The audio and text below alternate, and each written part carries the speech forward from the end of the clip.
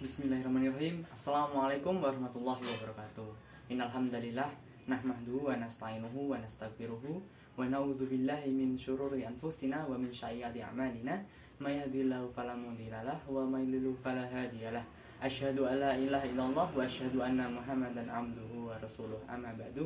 Alhamdulillah kita bertemu di pertemuan yang terakhir ya di semester 2 kali ini, dimana di pertemuan terakhir ini kita secara online ya, secara tatap muka, namun terbatas layar handphone maupun layar laptop dari teman-teman semua. Nah, di materi kita kali ini kita akan belajar di bab yang terakhir. Yang sebelumnya kita belajar tentang apa? Ada yang masih ingat? Kalau ada yang masih ingat, alhamdulillah. Semoga ilmunya selalu diberkahi dan semoga selalu terjaga ingatannya, dan yang lupa semoga digerakkan hatinya untuk belajar lagi biar materi-materi sebelumnya bisa mengikuti. Nah, pada pertemuan sebelumnya kita membahas mengenai pembaruan Islam secara global, secara umum. Nah, pada pertemuan kali ini kita akan membahas mengenai gerakan pembaruan Islam di Indonesia. Apa itu gerakan pembaruan Islam di Indonesia? Gerakan pembaruan Islam di Indonesia mulai bergeliat di awal abad ke-20 Masehi. Pengaruh gerakan Islam sudah mulai berlangsung di Timur Tengah pada saat itu secara perlahan-lahan memberikan pengaruhnya sampai ke Indonesia, sehingga di Indonesia sendiri berdampak. Salah satunya adalah menguatkan rasa persatuan, rasa persaudaraan antar umat beragama Islam di Indonesia. Munculnya organisasi-organisasi sosial keagamaan telah menumbuhkan benih-benih nasionalisme dalam pengertian modern. Bangsa Indonesia sudah mulai bisa mampu menyusun strategi untuk bangkit melawan penjajah. Umat Islam harus berperan aktif dalam perjuangan untuk memperoleh kemerdekaan Indonesia. Ada beberapa dampak yang ditimbulkan karena pembaruan Islam di Indonesia ini. Ada beberapa aspek. Kita akan membahas, ada 4 ya. Ada 4 aspek. Yang pertama adalah aspek sosial. Munculnya organisasi-organisasi sosial keagamaan Islam yang menumbuhkan benih-benih nasionalisme dalam pengertian modern dan menjadi titik awal kebangkitan persatuan ukhuwah Islamiyah di Indonesia. Yang kedua adalah pendidikan. Pembelajaran tidak hanya difokuskan pada keagamaan Islam, namun juga dalam pembelajaran ilmu pengetahuan umum lainnya. Lembaga pendidikan bernafaskan nilai-nilai Islam mulai tumbuh subur dan berkembang pesat di Indonesia pada zaman itu, sehingga cara pandang bahasa Indonesia menjadi bergerak lebih maju lagi. Kemudian yang ketiga adalah politik. Aspek politik adalah ditandai dengan munculnya gerakan pembaruan Islam dan kesadaran nasional sebagai anak bangsa yang terjajah oleh penguasa, sehingga memicu kebersamaan untuk menempatkan prioritas nasional sebagai wujud kepeduliannya. Dan yang keempat adalah aspek ekonomi. Aspek ekonomi itu ditandai dengan munculnya perkumpulan dan pergerakan bagi para pedagang muslim, terutama muslim pribumi ya, guna menandingi para pedagang dari Tionghoa dan Hindia Belanda yang memonopoli perdagangan pada masa itu. Dan ada beberapa jalur masuk ide-ide pembaruan dari luar ke Indonesia. Ada 3 ya. Yang pertama adalah jalur haji dan mukim, gerakan-gerakan pembaruan Islam yang dibawa oleh para ulama yang pulang dari Mekah berkembang dengan pesat di Indonesia. Jadi jalur haji dan mukim ini adalah jalur di mana para ulama-ulama dari Indonesia yang menuntut ilmu, atau para orang-orang dari Indonesia itu menuntut ilmu ke Timur Tengah, kemudian mereka kembali ke Indonesia untuk membawa agama Islam, untuk menyebarkan pembaruan Islam, terutama mereka yang berasal dari Mekah. Kemudian yang kedua adalah jalur publikasi. Jalur publikasi merupakan jalur yang berupa jurnal atau majalah-majalah yang memuat ide-ide pembaruan Islam, baik dari terbitan Mesir maupun Beirut. Dan yang ketiga adalah peran mahasiswa. Peran mahasiswa ini menjadi sangat vital karena mahasiswa yang menimba ilmu di Timur Tengah, mereka membawa gerakan-gerakan pembaruan Islam, membawa ide-ide yang fresh, ide yang baru ke Indonesia. Hampir merata dan dari alumni pendidikan di Timur Tengah. Sampai sekarang ya, mahasiswa itu menjadi pemegang peran kunci dalam penyebaran, dalam pembaruan ide-ide atau gagasan-gagasan yang baru. Kemudian yang selanjutnya ada beberapa kelompok yang akan kita bahas di sini. Yang pertama adalah kelompok tradisionalis konservatif. Apa itu? Ini adalah kelompok yang menolak kecenderungan westernisasi atau pembaratan dengan mengatasnamakan Islam yang secara pemahaman dan pengamalan melestarikan tradisi-tradisi yang bercorak lokal. Pendukungnya kelompok ini rata-rata dari kalangan ulama, tarekat, dan penduduk dari pedesaan. Yang kelompok kedua adalah reformis modernis. Apa itu reformis modernis? Susah sekali ya teman-teman ya.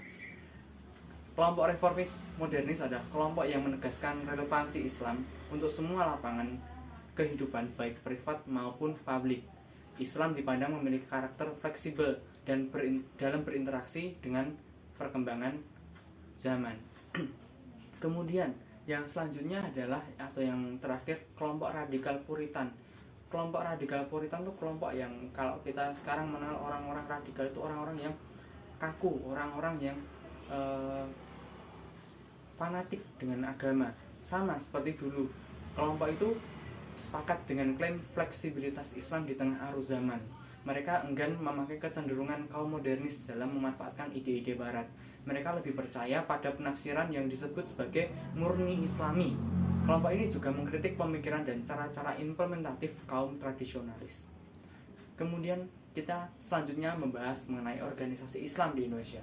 Mungkin ada beberapa teman-teman semua yang tahu sebagian dari organisasi yang akan kita bahas, dan mungkin ada yang baru mendengar. Semoga ini menjadi pemahaman baru buat kita semua ya. Organisasi Islam di Indonesia adalah organisasi yang bergerak di bidang keagamaan, pendidikan, sosial, dan ekonomi. Ada juga yang bergerak di bidang politik. Kita akan bahas satu persatu. Yang pertama yaitu Jamiatul Khair yang berdiri pada tahun 1905 Masehi di Jakarta pada tanggal 17 Juli. Organisasi ini beraktivitas di bidang pendidikan dasar dan mengirim para pelajar ke Turki, yang merupakan satu-satunya organisasi pendidikan modern di Indonesia pada saat itu. Para tokoh ulama Indonesia kebanyakan lahir dari organisasi seperti Kiai Haji Ahmad Dahlan, pendiri Muhammadiyah, Hos Cokro Aminoto, atau yang nama panjangnya ada Haji Umar Said Cokro Aminoto, kemudian Haji Saman Hudi, pendiri Sarekat Dagang Islam atau yang kita kenal sebagai Sarekat Islam, dan yang keempat adalah Haji Agus Salim. Kemudian organisasi yang kedua kita udah membahas tadi pendirinya ya. Haji Saman Hudi mendirikan Syarikat Islam pada tanggal 16 Oktober 1905 Masehi. Pada awalnya SI atau Syarikat Islam ini di Indonesia bernama Syarikat Dagang Islam atau SDI. Organisasi ini didirikan sebagai wadah perkumpulan dan pergerakan bagi para pedagang muslim pribumi guna menandingi monopoli perdagangan Tionghoa pada masa itu, dan juga sikap imperialisme pemerintah kolonial Hindia Belanda terhadap pedagang pribumi. Pergantian nama juga merubah ruang pergerakan Syarikat Islam dalam arti luas, mencakup berbagai aspek. Yang dulunya SDI itu Syarikat Dagang Islam hanya bergerak bidang ekonomi, yang anggotanya adalah para pedagang pribumi yang beragama Islam. Kemudian setelah berubah menjadi Syarikat Islam, cakupannya itu ke sosial, politik, ekonomi, pendidikan, dan keagamaan. Kemudian yang ketiga adalah Persatuan Umat Islam. Mungkin ini jarang ada yang mendengar ya, atau PUI, yang didirikan oleh Kiai Haji Abdul Halim pada tahun 1911 Masehi.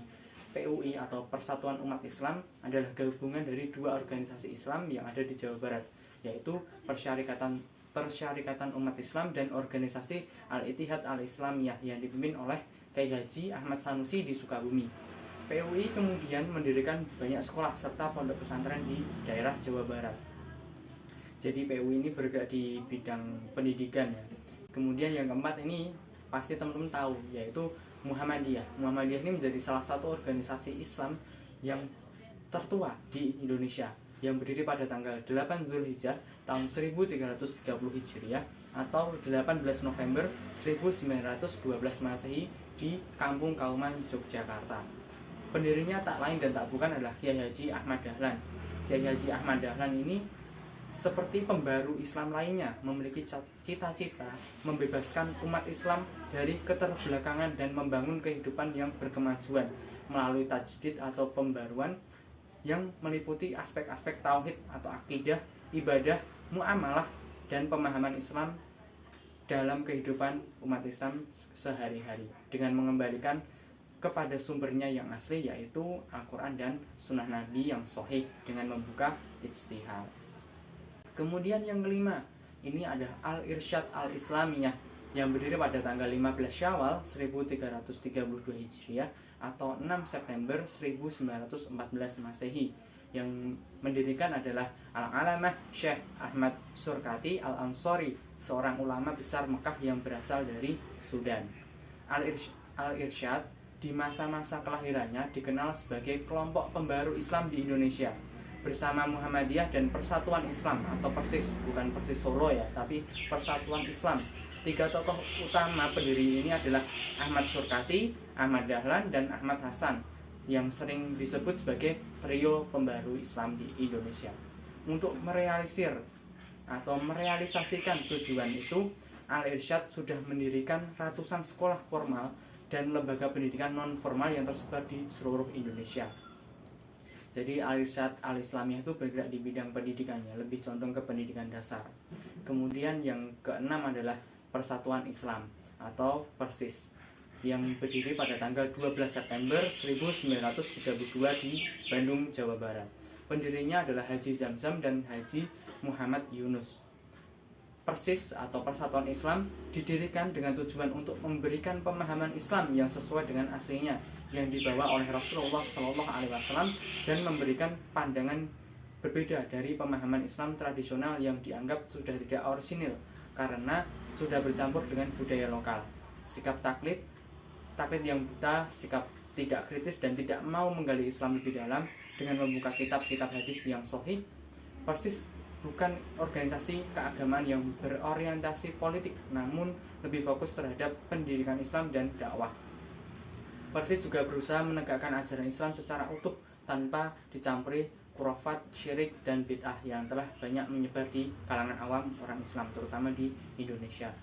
Kebanyakan orang mengatakan Persis itu seperti halnya Muhammadiyah. Ya memang mereka, kedua organisasi ini memiliki cita-cita yang sama dan juga memiliki fokus yang sama. Kemudian yang ketujuh adalah Nahdlatul Ulama atau NU yang berdiri pada 16 Rajab 1344 Hijriah atau 31 Januari 1926 Masehi, di mana pendirinya pasti udah kenal ya, Kiai Haji Hasyim Asy'ari.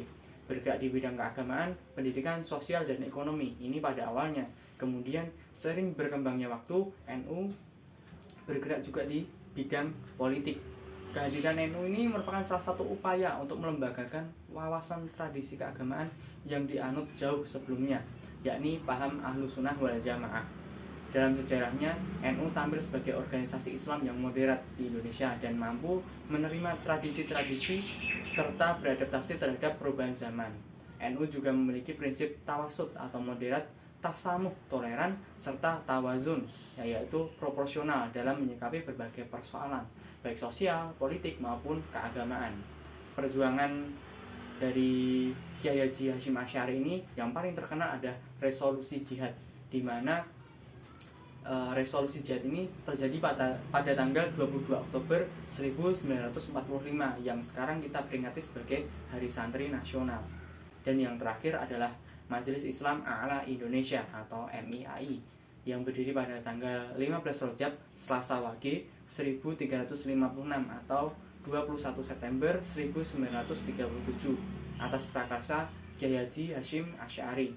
Kiai Haji Hasyim Asy'ari ini mengajak pendiri-pendiri atau organisasi-organisasi yang lainnya seperti Muhammadiyah, Nahdlatul Ulama, Al-Irsyad, Partai Arab Indonesia, dan beberapa organisasi-organisasi yang lainnya termasuk yang sudah kita bahas di awal tadi untuk menjadi sebuah satu kesatuan. Pada awalnya MIAI ini hanya menjadi koordinator atau mediator untuk berbagai kegiatan, kemudian dikembangkan sebagai wadah untuk mempersatukan umat Islam terutama di tanah air untuk menghadapi politik Belanda yang memecah belah atau yang kita kenal sebagai Divide et Impera, memecah belah ulama dan memecah partai Islam. Pada periode 1939 hingga 1945, para ulama bergabung bersama dalam satu majelis. Pada saat itu menganggap MIAI sudah tidak relevan dengan kebijakan penjajah. Oleh sebab itu dibuat kebijakan baru yang bisa mengakomodasi kebijakan pemerintah terhadap umat Islam. Untuk merealisasikannya, maka digantilah dari yang namanya MIAI menjadi Majelis Syuro Muslimin Indonesia atau kita kenal sebagai Masyumi. Pasti nggak asing kan dengan organisasi ini, karena organisasi ini sebagai organisasi baru yang menjadi salah satu tempat aspirasi umat Islam. Seperti itu teman-teman semua. Jadi itu materi yang kita pelajari hari ini. Silahkan teman-teman semua untuk presensi, untuk bisa menuliskan nomor absen dan namanya di kolom komentar. Kemudian silahkan simpulkan apa yang teman-teman pelajari pada pertemuan kali ini. Silahkan tulis di kolom komentar juga. Kemudian kalau ada yang ingin ditanyakan, silahkan tulis di kolom komentar juga. Terus nggak berhenti sampai di sini, itu untuk penilaian presensi dan penilaian tugas. Untuk penilaian tugas lainnya, silahkan teman-teman mengklik atau apa ya, membuka link atau tautan di kolom deskripsi. Silahkan dibuka. Di sana ketika teman-teman klik atau teman-teman buka, akan ada beberapa pertanyaan mengenai materi yang kita pelajari pada hari ini. Itu silahkan kalian jawab, nanti jawabannya akan langsung masuk ke email saya. Itu sebagai nilai tugas dan nilai keaktifan buat teman-teman semua. Jadi nilai berapa yang kalian dapatkan itu akan masuk ke rekapan nilai saya. Seperti itu ya teman-teman semua. Silahkan bisa dibuka linknya, bisa presensi di kolom komentar dan menuliskan kesimpulan atau rangkuman yang teman-teman pelajari hari ini. Untuk itu cukup dari saya. Silahkan teman-teman bisa belajar mempelajari materi-materi untuk ujian akhir semester 2 nanti. Semoga nanti ujiannya bisa dilancarkan, teman-teman dimudahkan dalam mengerjakan ujiannya. Seperti itu ya teman-teman semua. Terima kasih. Kita akhiri pertemuan kali ini dengan doa penutup majelis. Subhanakallahumma wa bihamdika asyhadu alla ilaha illa anta astaghfiruka wa atubu ilaik. Terima kasih.